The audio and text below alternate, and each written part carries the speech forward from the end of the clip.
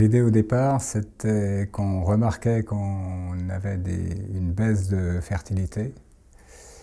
Et bien qu'on était en bio depuis 30 ans, on avait peine à avoir une vie de sol édifiante, quoi. On suffisait de ce qu'on avait, mais ça ne nous satisfaisait pas complètement.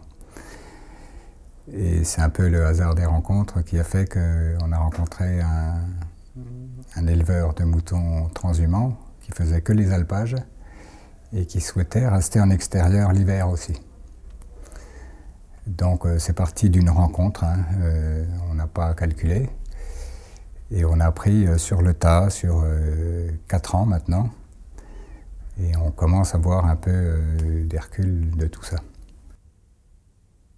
Donc l'idée, c'est de réceptionner les moutons quand ils n'ont plus rien à manger en montagne, c'est-à-dire juste avant la tombée de la neige, qui dans le Jura à peu près au 15 novembre. Donc très vite les moutons arrivent et il faut avoir de quoi leur donner à manger jusqu'à la reprise de printemps, c'est-à-dire courant avril. Donc on commence déjà par manger les intercultures. Là c'est des mélanges divers qui sont plus ou moins réussis suivant les terres. Et ensuite, après les vacances de Noël, on se concentre sur les céréales d'hiver, en pur ou en mélange. Là, c'est un parcours beaucoup plus léger, et donc il faut de la surface. Donc les impacts, on les a vus dès la première année. Dès le départ des moutons, quelques mois après, au démarrage de la végétation, on a vu tout de suite le sol qui changeait, avec beaucoup plus d'activité. Les vers de terre sont remontés très vite. Des insectes aussi qu'on n'avait pas trop observés jusqu'à maintenant. Et puis la végétation beaucoup plus saine, beaucoup plus tonique. Pas dans des proportions extraordinaires non plus, mais après plusieurs années, on s'aperçoit que la tendance s'améliore d'année en année et on trouve des résultats. Quand on transforme, on emmène la récolte sur le produit final et là on s'aperçoit qu'on gagne en rendement, en homogénéité de l'eau, c'est-à-dire on a moins d'échaudés, moins de grains malades, et plus de rendement farine. Après, au niveau technologique, c'est pas flagrant, mais en règle générale, on augmente un petit peu tout. Ce qui cumulé peut être un avantage certain, et constant surtout. Pas travailler seul, parce que les moutons demandent beaucoup de surface en hiver. On a quand même des masses assez faibles à consommer.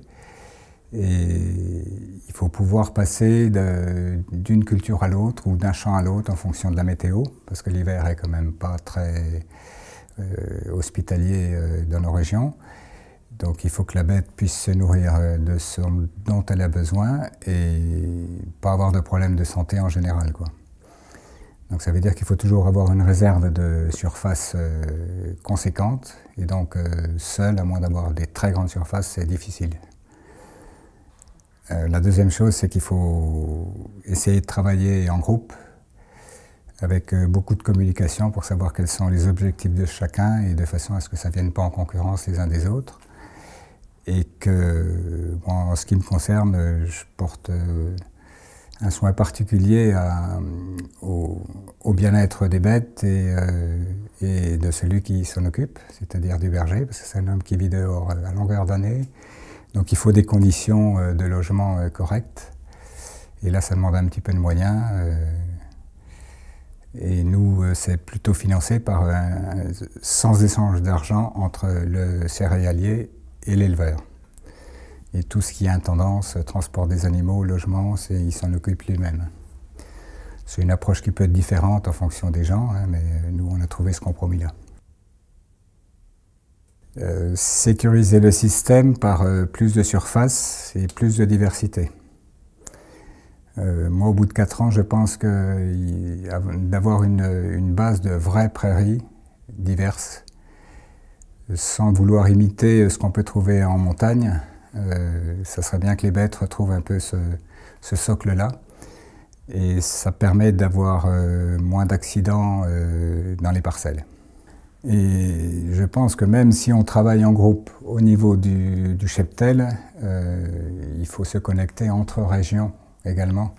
Parce qu'il y a beaucoup de travaux qui se font un peu partout et quand on est dans son système, on peut assez vite penser qu'il est formidable, ou en tout cas optimisé.